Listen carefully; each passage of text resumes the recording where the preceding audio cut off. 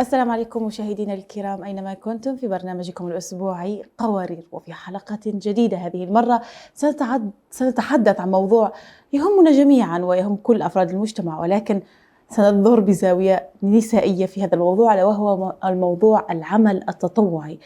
هذا العمل التطوعي في المجتمع، ما هي فوائده؟ ما هي فوائده علينا نحن كنساء؟ هل هو فعلا يؤدي إلى كثير من الفوائد والخير في المجتمع وعلينا؟ يكون شخصيتنا، ينمي مهاراتنا القيادية المجتمعية التواصلية وغيرها. كل هذا وأكثر سنتعرف عليه مع الأستاذة الاجتماعية، الناشطة الاجتماعية حنان بشير، وهي أيضا صيدلية سابقة وأستاذة دراسات إسلامية. ولكن بعد هذا الفاصل فابقوا معنا.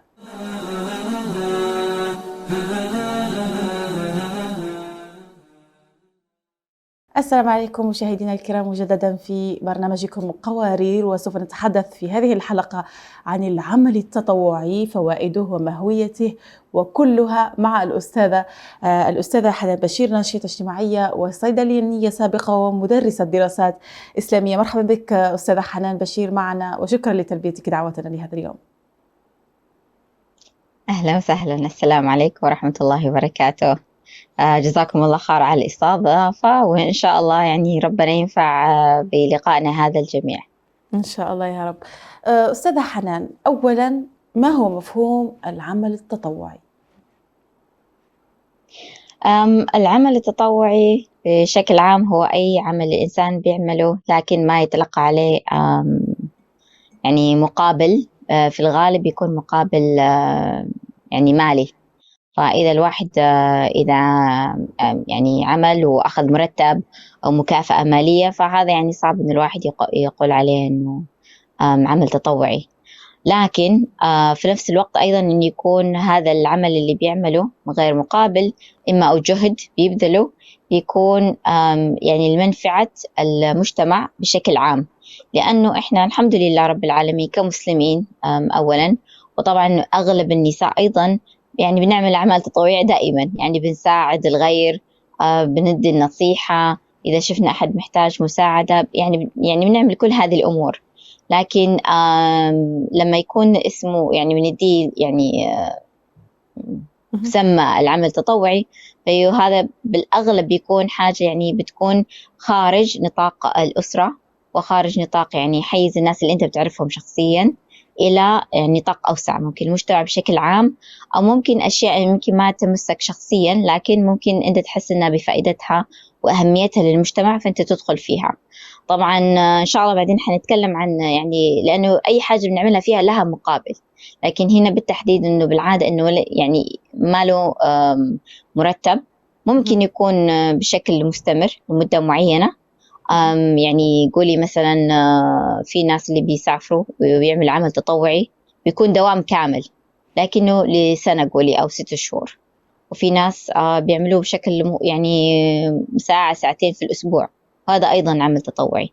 فالوقت في حد ذاته مش هو المحدد، لكن النقطتين هما المقابل، المقابل المالي غير موجود أو محدد، وأن يكون لمنفعة المجتمع خارج نطاق الأسرة. بطبيعة الحال هناك في المجتمعات المتقدمة أو في مجتمعاتنا اليوم يقاس تقدم المجتمعات بتطوع أفرادها، لأنه لها فوائد كبيرة في تطور المجتمع. هذه من ناحية المجتمع، ما هي بقية الفوائد التي تقاس أيضا من ناحية المجتمع للتطوع؟ والله ما شاء الله، يعني نقطة مهمة أستاذة نورة، لأنه إحنا كمجتمعات بالذات المجتمعات المسلمة دائما بنشوف إنه بننظر إلى المجتمع الغربي إنه متطور، لأن كثير من إما شبابهم أو كبار السن اللي أحيلوا على التقاعد بيتطوع، بينضموا إلى نشاطات تطوعية كثيرة. لكن هذا الشيء للأسف يعني غير موجود عندنا.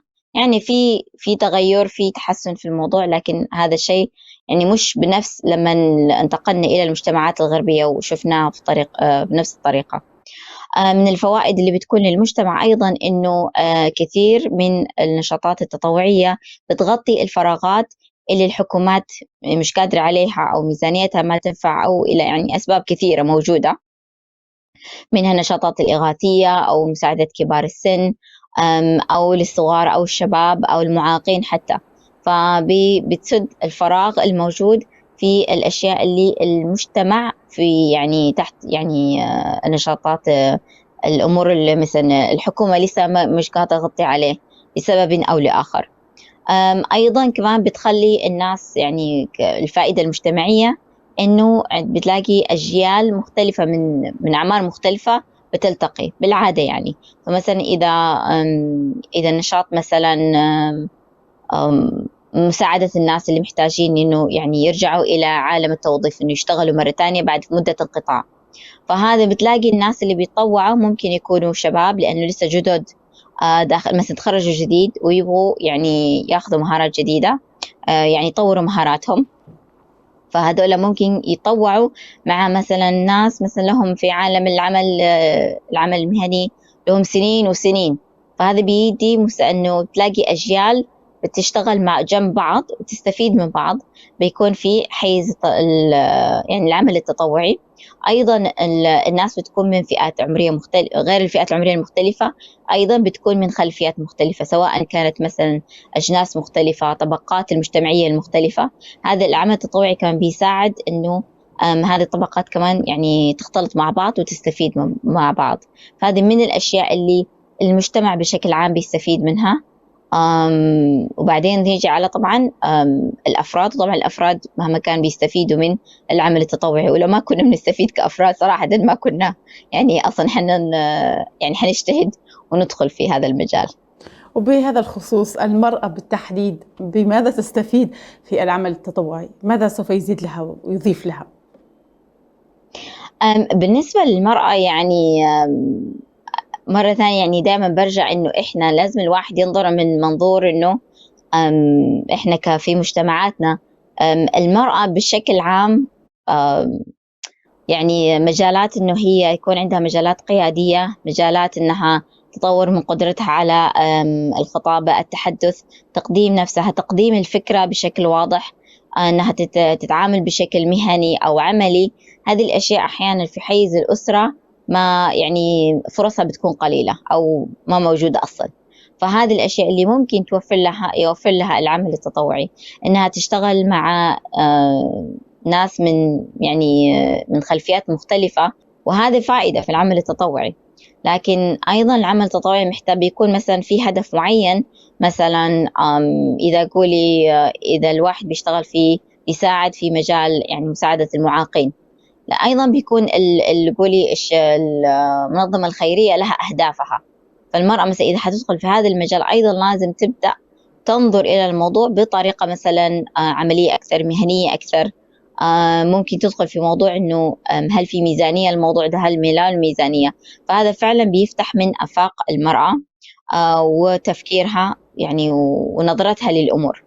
إذا هي مثلا رغبتها أنها تدخل المجال العملي، فهذا بيديها يعني يعني دخول مجال التطوع بيديها فرص إنها تثبت أشياء معينة، يعني غير طبعا التخصص. فهي مثلا إذا تبغى تدخل التدريس أو مجال الطب أو مجال ما أدري الفيزياء، طبعا هتحتاج يعني الدراسة المعينة لهذا الشيء. لكن غير هذا الكلام في حاجة اسمها soft skills، المهارات اللي محتاجتها مثلا زي ما قلنا كيفية التواصل، أن يكون عندها تواصل فعال، يكون عندها إدارة للوقت، إنها فعلا تحضر في الوقت الصح، في الوقت المطلوب. هذه الأشياء مثلا للأسف يعني مثلا ممكن في ناس عندهم فكرة سيئة إنه كل النساء دائما بيتأخروا، ما يجوا في وقتهم. لا، عشان توصل لك الساعة 10 لازم تقول لها الموعد الساعة 8 عشان على ما يعني تجيك في الوقت المناسب. لكن هي لما تنخرط في المجال التطوعي ولازم تحضر اجتماعات أو ترتب أمور أو يكون في مثلا أوقات معينة، مثلا حتعمل مشروع أو حتنظم نشاط معين، كل هذه الأمور هيحتاج لها إنها ترتب شيء معين في الوقت الفلاني، أشياء هي تعملها وبعدين غيرها حيكمل بعدها، أو حتكمل من شغل غيرها إلى آخره. ففي مهارات كثيرة هي تقدر تستفيد منها في هذا المجال.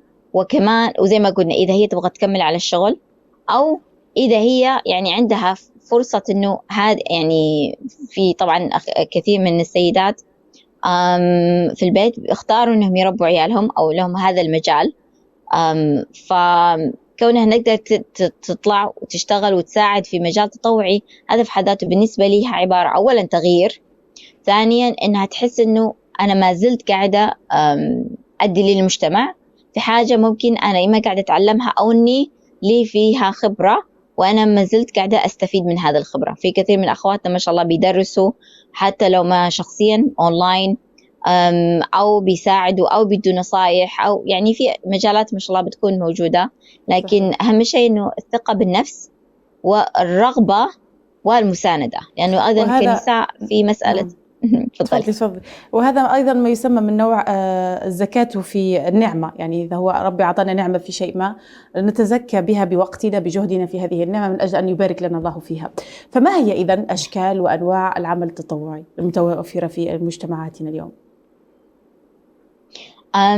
يعني سبحان الله، إذا الواحد يعني قرر إنه يتطوع في مجالات كثيرة وحسب البلد اللي أنت عايش فيه. فمثلا في بريطانيا وأمريكا في حتى يعني مواقع إلكترونية يعني معمولة إما من قبل حكومة أو من جمعيات خيرية.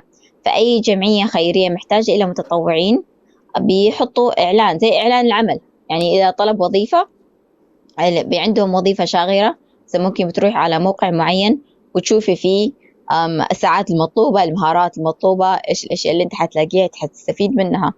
ففي مواقع أيضا لهذا المجال. فإذا الواحد مثلا يحب يعني إنه يشتغل مع الحيوانات مثلا، فحيلاقي مثلا جمعيات خيرية يعني ممكن لها يكون فيهم مجال يشتغل في الشيء ده. أو إذا الأخت مثلا هي بتحب إنها تحب الحساب وتحب إنها تدخل في مجال أيوة يعني accounting، محاسبة، هذه الأمور هي ممكن تساعد وتلاقي في منظمات حتحتاج هذا الشيء.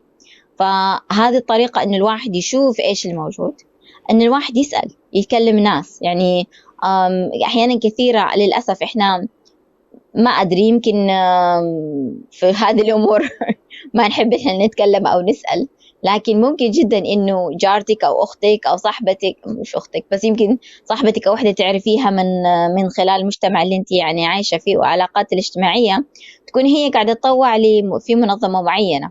فممكن جدا إنك تسألي تقولي والله أنا يعني رسالة هذه المنظمة يعني أنا عجبتني، مهتمة فيها، أنا أبغى أساعد، بإيش أقدر أساعد. أو إنك فعلا تقولي إنه أنا هذا اللي أنا أبغاه، مين يمكن يبغى يعني قاعد يدور على هذه الخدمة. ففي مجالات يعني، وطبعا الواحد أظن من في هذا الموضوع الواحد إنه يكون أول واعي بالحاجة اللي هو يقدر يقدمها. مثلا إيش الحاجة اللي أنا ممكن أحب، هل مستعدة إني أعمل أي شيء، يعني مثلا إني أجلس في مكتب بس وأقعد أرد على إيميلات، أو إني أرتب ملفات، أو عندي استعداد مثلا إذا المنظمة هذه مثلا المشروع اللي عندهم هذا الصيف إني يحسنوا الحديقة اللي عندهم في الخلفية، أساسا إنه لأنه هذه المنظمة مهتمة بالأطفال وبس يحتاج يصلحوا الحديقة مثلا. فأنا لازم أعرف الحاجة اللي أنا أبغاها. أستاذة حنان، جميل جدا هذه المعلومات والأشياء التي تخبريننا بها، وإن شاء الله يسعدني أن نستمر معك ومع مشاهدينا الكرام في نقاشنا وحديثنا عن العمل التطوعي وفي هذا المجال بعد هذا الفاصل، فابقوا معنا.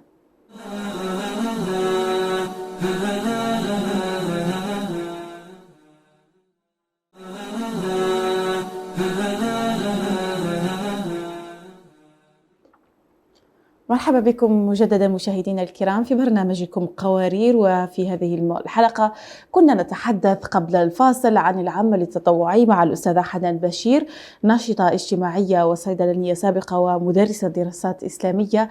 أستاذة حنان، مرحبا بك مجددا بعد الفاصل. هناك موضوع آخر أيضا، هنا نقطة أنه لدي فكرة في العمل التطوعي أريد أن أطبقها من الصفر، فما هي الخطوات التي علي اتباعها من أجل أن أرى هذه الفكرة على أرض الواقع؟ الحين الفكرة ممكن تكون هل قصدك أنه أنا مثلا أبغى أتطوع ولا أبغى أنشئ حاجة معينة من الصفر؟ والله من الصفر، مثلا لدي فكرة معينة، مثلا رأيت أنه هناك في الحي من يحتاجون إلى ملابس شتاء، فجاءتني مثلا فكرة أنه أجمع الملابس بطريقة جديدة أو شيء من هذا القبيل، وأريد أن أوزعها على هؤلاء، فماذا أفعل لكي يكون الأمر مرتب؟ هل علي أن أذهب إلى مؤسسة خيرية أم علي أن أفعلها فقط أنا مثلا مع سكان الحي؟ كيف ستكون الخطوات اللازمة لكي ينجح هذا العمل من فكرة إلى أرض الواقع؟ سؤال جميل، لأنه كمان هذا أساسا كون أنه الإنسان يسأل نفسه هذا السؤال بيوري إنه هو إنسان فعال، ويبغى يخدم، يشوف المشكلة ويفكر إنه يقول كيف أقدر أنا أحلها، بدل ما يكون إنه كيف غيري يقدر يحلها. فأولا يعني ما شاء الله ممتاز إن أصلا الفكرة وردت على خاطرك أو على خاطرك. ثانيا اقتراحي إنه إنك تدور أو تدوري على هل هذه حاجة، مثلا هل في منظمة أصلا موجودة، أو هل في نشاط موجود بيخدم أو إنه بيعمل هذا الشيء. لأنه ممكن جدا إن هم يعني محتاجين ناس يعني يوروهم الاحتياجات الموجودة. هي منظمة موجودة من الأساس بس مش قادرين يوصلوا للناس لأن الناس مش عارفة عنهم. فأنا اقتراحي إن الواحد يبدأ يبحث هل في مثلا منظمة تعمل هذا الشيء أصلا وبتعمله بشكل جيد، وبعدين الواحد يقترح الشيء هذا لهم ويبدأ يساعدهم. ممكن في منظمة بتعمله بس يمكن ما توصل للمنطقة، ممكن ما تيجي عندكم في المنطقة، أو إنها وصلت لحد يعني الحد الأقصى فما عندها مثلا أشخاص إضافيين. بعدها ممكن الواحد يتناقش معهم، طيب ادوني من خبرتكم إيش المساعدة اللي ممكن تساعدونا إياها على أساس إنه إحنا يعني نعمل الشيء هذا. نفرض إنه هذا الشيء ما في أصلا منظمة تعمله، إما في منطقتك أو إما إنه ما موجودين أصلا أو مش موجودين في المنطقة اللي أنت يعني ما راح يقدر يخدموكم. يعني ساعتها الفكرة إن يكون إنه نشوف المشكلة إيش هي، وأنا أقترح إنه الواحد ياخد شوية وقت على أساس يفكر بأنواع من الحلول. لأنه أحيانا إحنا بنقول إنه هذه المشكلة أكيد هذا حلها، لكن لو أخذنا شوية وقت أساس إنه نكتشف إنه لأ، في 5 6 10 20 حل، ومنها نكتشف إنه لأ، يعني الحل الأول أنا كنت يعني اقترحته كان حل أول فقط، لكن بعد ما ناقشت ولو عندك مثلا أو عندك مثلا مجموعة من الناس يقدر يساعدوكي، يعني يساعدوكي في الفكرة، تطوير الفكرة والحل، وبعدين أظن مساعدة يعني المساهمة، حيث إنه مثلا إذا مثلا كملنا على موضوع ملابس الشتاء، مثلا مين عنده سيارة، مين يقدر يشيل، هل الناس حتجيبوا إلى المكان ولا لا. وحتلاقي لما أيضا كمان يعني تجيبي يعني أو تكلمي ناس عشان يساندوكي في الفكرة هذه، في ناس حيكون عندهم خبرات معينة حتفيدك بدل أنت لوحدك ما إنك يعني تشتغلي عليها لوحدك وأنت تبدأي من الصفر. في ناس مثلا يكون أيوة يعني عندهم حافلة يعني أو مش حافلة، هذه باص يعني سيارة كبيرة يقدر يشيل فيها الأغراض، وهذا بينقلوا أشياء كبيرة، فهذا بالنسبة لهم يعني شيء سهل. صحيح. يعني تجيب الناس مع بعض تفكر في الحلول المختلفة، بعدها تبدأ في الحل اللي تشوفه الأنسب. وما أنا أقول الأنسب مش يعني الأفضل تماما، لأنه أحيانا كثيرة إحنا ما بنعرف الحل فائدته إلا بممارسته. يعني إحنا لازم نعمل حاجة بعدين نكتشف إنه يحتاج شوية تعديل هنا، يحتاج شوية تغيير هنا، فشلت أصلا ما مشكلة. يعني سبحان الله الواحد بيتعلم بسبب هذه الدرجة، السلم اللي ركبنا عليه ممكن نحسن ونطلع على سلم أعلى منه وتحسين أكتر، بسبب إن إحنا استفدنا وتفاعلنا مع الفكرة وبدأنا نشتغل عليها، وكله بتوفيق من الله سبحانه وتعالى. وما هو دور التطوع في تعزيز التكافل الاجتماعي؟ ما هذا من يعني كونه إنه مثلا الحين زي ما قلنا، إذا فكرة أساسا يعني فكرة ما حد عملها، فكون نحن مع بعض قاعدين نساند بعض، قاعدين نسأل هل أحد محتاج مساعدة، أو فعلا أحد محتاج مساعدة، كيف نقدر نساعده بالطريقة اللي أنسب له أيضا. فهذه كلها يعني لأنه إحنا كمان لازم نتذكر أنه أولا وأخيرا أصلا كون إحنا داخلين في العمل التطوعي، إن شاء الله تعالى نذكر دائما أنه لوجه الله تعالى، مش لأنه أنا أبغى أكون أحسن الناس ويقولوا علي ما شاء الله شايفة أخذت هذه الملابس وساعدت المساكين. يعني أتمنى أنه ما يعني نتذكر نفسنا أو ما نقع في الفخ اللي الشيطان بيحفره لينا على أساس إنه يعني ندخل في الرياء وننسى الهدف الأساسي يعني من العمل التطوعي. ف وكمان بيخلي الناس اللي مثلا في وضع صعب لكن يمكن هم مش قادرين يوصلوا أو حتى يمكن ما بيعرفوا عن عن الجمعيات الخيرية الموجودة اللي ممكن تقدر تساعدهم، فإما أنت أو أنتي تكونوا حلقة الوصل ما بينهم، وهذا تكافل يعني الواحد يساعد أخوه باللي يقدر عليه، أو إنه كمجتمع نيجي مع بعض ونساعد ونساهم في رفع يعني صعوبة ومحنة ورفع الناس من المحن اللي هم فيها. هذا أيضا تكافل اجتماعي، فيكون قلبنا على بعض وما نستنى بس إنه لا يعني الحاجة لازم يكون لها يدفع لها. يمكن في البداية ما هذه يعني حاجة كمان أخرى، يمكن أحيانا في البداية ما يكون في معلومات كافية تؤكد إنه هذا الاحتياج أصلا موجود.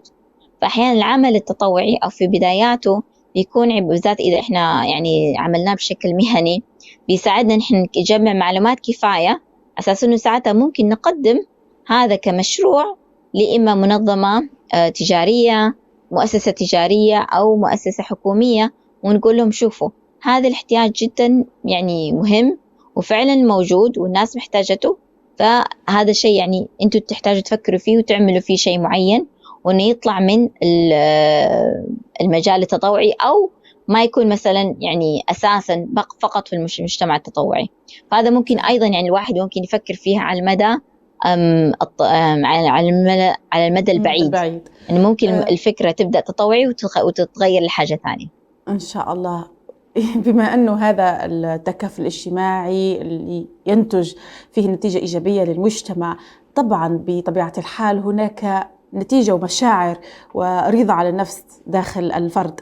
ما بين هذه المشاعر حينما يقوم الشخص بالتطوع يفرز هرمون السعادة، لأنه يعطي، فالعطاء يعطي هرمون السعادة. هناك الكثير من المشاعر التي تجعل الإنسان راضي أكثر عن نفسه في العمل التطوعي. ممكن تحدثينا أكثر عن ذلك؟ نعم، لأنه سبحان الله من في البداية قلت إنه يعني الإنسان ما كان يتطوع لو ما كان هو أصلا مقتنع إنه هو حيستفيد من شيء. لكن أولا أو أساسا لازم يكون إحنا كمسلمين هدفنا إرضاء الله سبحانه وتعالى. أنا قاعدة أعمل خير إنه الله سبحانه وتعالى يعني يتقبله مني ويكون يعني حاجة بتروح على حساباتي اليوم القيامة إن شاء الله في ميزان حسناتي إن شاء الله تعالى يتقبلها. أيضا إني أدخل السرور والسعادة على الغير، وفي دراسات بتشوف يعني تأكد تثبت إنه الإنسان بطبيعته لما يسعد غيره هو أيضا يبدأ يحس بالسعادة. لما يبدأ يفكر خارج حيزه هو والأمور اللي هو بتأثر عليه مباشرة بيكون فيها تأثير على إنه الحياة ما تكون بس مركزة عليه إنه حصل لي شيء سيء، حصل لي كذا، حصل لي كذا، لا، إنه يبدأ يفكر إن لما يبدأ يفكر في غيره هذا أيضا كمان بيساعد في سعادته هو، لأنه بيبدأ يعني أفقه بيوسع. مسألة ما مسألة إيش حصل لي أنا اليوم، لا، أنا سبحان الله يعني كان في طفل جائع بالتبرع اللي إحنا جمعناه أو شجعت ناس إنهم يتبرعوا به، هذا الطفل يعني يعني سبحان الله يعني مش أنا لكن الله يعني خلاني سبب إني أنقذه من الموت أو الجوع أو المرض إلى آخره. فهذا الأشياء اللي بتحصل جوانا. أيضا إنه الإنسان مهما يعني حس إنه هو ضعيف، لكن لما يبدأ يتطوع ويساعد غيره، يعني ما كنت تقدر تساعد غيرك لو ما أنت عندك أصلا عندك قدرة معينة. يعني ممكن أنت تفكرها قدرة صغيرة جدا، لكن أنت عندك ما عند غيرك ولا عند غيرك ما عندك، وهكذا بنساعد بعض بنساند بعض، وهذا بيخلينا نقرب من بعض بدل ما يعني بس نشوف إنه هم عندهم كذا كذا كذا وأنا ما عندي. وهذا كمان كلها يعني أشياء يعني سبحان الله بتخلي الإنسان يعني إنسان يعني يحاول إنه يبعد من عامل إنه لأن إحنا صرنا مرة يعني سبحان الله محاطين بالأجهزة وعايشين في جوا مباني، بعدنا عن الطبيعة، بعدنا كثير عن الأمور الروحانية اللي تخلينا نقترب من كوننا بشر بدل ما كوننا أجهزة بس تشتغل وتطلع فلوس. ما هي معيقات العمل التطوعي في أرض الواقع؟ سؤال جميل جدا. من معيقات أقول أولا إنه المتطوع نفسه ما يكون فاهم رسالة رسالة الجمعية أو العمل التطوعي اللي هو بيشتغل فيه.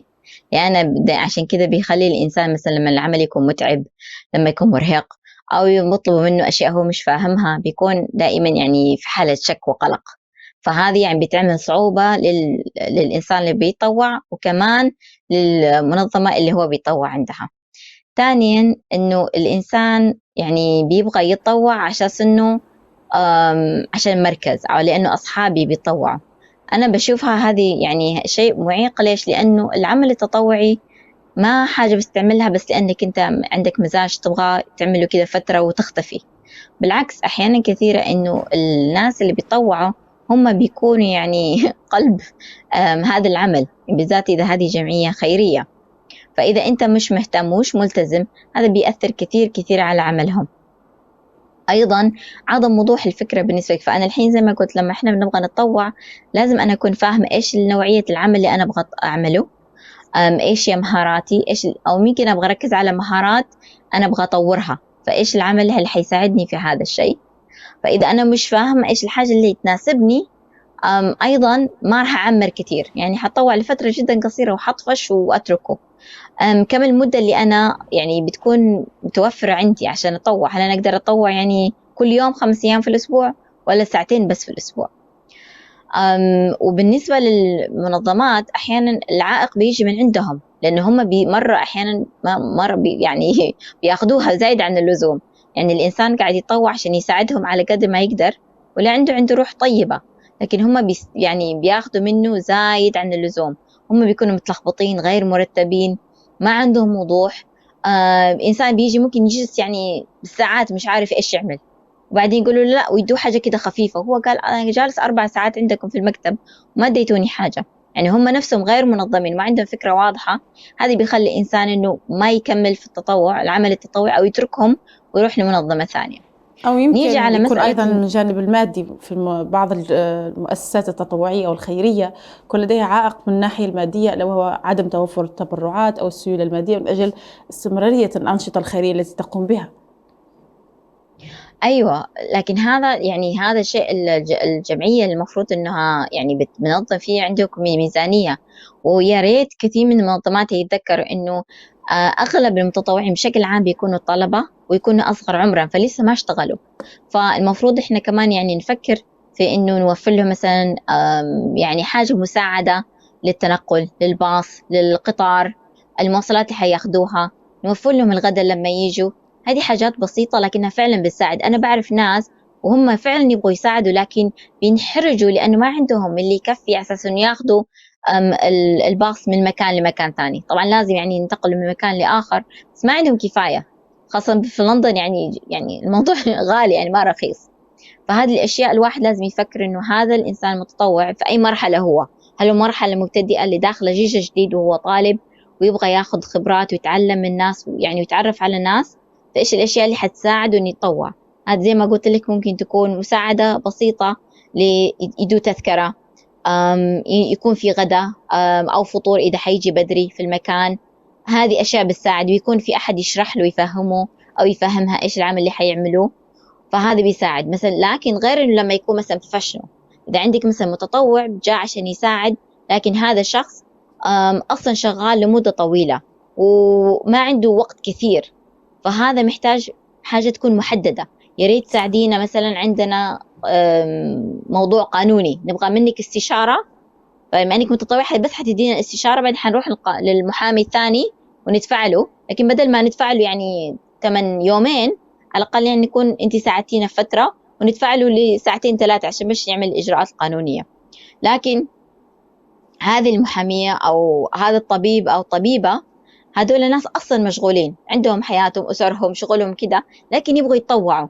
فطريقة التعامل معهم تختلف. لازم تكون أنت ممكن مجهز الشيء، هذه الحاجة اللي نبغاها منكم فهذا الوقت من الساعة الفلانية للساعة الفلانية، أو أنا حابعت لكم المعلومات مقدما أساس أنه تقرأوا، بعدين لما نيجي نجتمع مع بعض يعني ما يكون توضيح من أول وجديد، لأنه ما راح صراحة يكونوا مستعد عندهم القدرة إنه يجلس مثلا معك 4-5 ساعات. نعم، إذا هذا ما راح يكون العمل موجود. التطوعي من معيقاته اللي هو الوقت والتنظيم. وأيضا هناك نقطة أخرى ألا وهو الكوفيد. فالكورونا في الوقت الراهن يعني أثرت بطبيعة الحال على العمل التطوعي. بحكم تجربتك وخبرتك في العمل التطوعي والمجال المؤسسات الخيرية، ممكن تحدثينا ماذا أو كيفية تأثير الكوفيد على العمل التطوعي؟ هو في البداية طبعا يعني كل شيء، لأنه الكوفيد ولا يعني وتأثيره وخطورته ما كان واضح طبعا. يعني في أشياء أماكن كثيرة أغلقت بما فيها الأعمال التطوعية. لكن الحين أولا بالسبب أنه في ناس كثير فقدت أعمالها، في ناس كثير ما صارت تروح المدارس، وهذا أثر على كثير من الأسر الفقيرة اللي كانت أصلا أولادهم كانوا بياكلوا في المدارس فطور وغدا، والحين صار كل الوجبات في البيت، وهذا يعني صار عامل يعني ضغط كبير على الأسر. فبالعكس الحين في منظمات خيرية بالذات، هذه الأماكن اللي الناس تقدر تاخذ منها أكل أو ملابس، هذه محتاجين متطوعين أكثر. لكن الإجراءات صارت أكثر، يعني النظافة، عدم لازم يعني لزوم التباعد إلى آخره. فهذا عامل صعوبة، أصلا خوف إنه أنا أبغى أساعد، لكن هل الموضوع يستاهل إن أنا أحط خطورة على نفسي وعلى أهلي؟ لأنه حاخد ده في المكان اللي أنا فيه وحرجع على بيتي، سواء أيا كان اللي عايش معي في البيت، خاصة إذا عندك مثلا عايش معك ناس كبار السن، فهذا بيخوف. من جهة لكن بدأ العمل عن بعد خلى الإنسان يفكر إنه أوكي، طبعا أنا ممكن أعمل حاجات ثانية.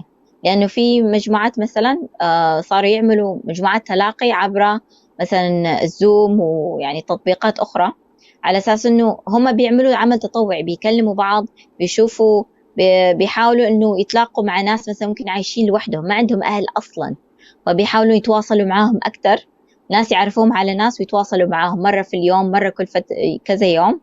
فهذا أصلا فتح مجال جديد، إنه يمكن يوم من الأيام لما كنا مشغولين بدنيانا ما كنا منتبهين إنه في ناس أصلا عايشة لوحدها، لكن كوفيد خلانا يعني ننتبه للأمور هذه.